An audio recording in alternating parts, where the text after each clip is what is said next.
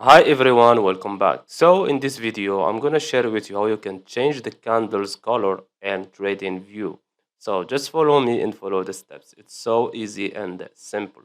So first of all, open TradingView. Then after that, click on the candles. So let's say click on this one, as you can see, until you see these dots, and click on right click. Go to settings, and you will see here the colors. As you can see, the body we have green, this for the up candles, and the red for the down candles. So let's change the up candles to, let's say, any color you want. So let's say this one, as you can see.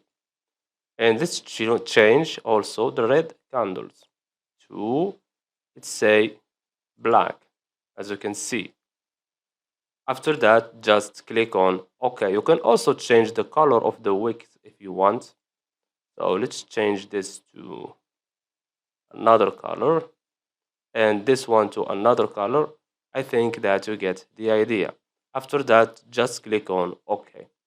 So I hope you found this video helpful. Don't forget to give us a like and subscribe. Thanks for watching and see you in the next one.